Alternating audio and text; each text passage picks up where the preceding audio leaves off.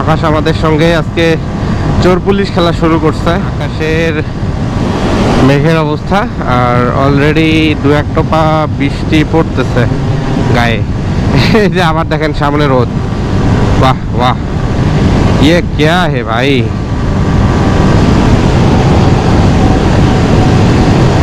দেখেন আবার রোদে চলে আসছি। ও নো, ভাগ্য ভালো একটা যাত্রী ছাউনি পাইছি, আর বৃষ্টিও চলে আসছে। দেখেন 1 মিনিটের একটা বৃষ্টি হয়েছে, দেন এই যে আবার রোদ উঠছে, আবার রওনা দিচ্ছি, এই যে আবার বৃষ্টি পড়া শুরু হয়েছে।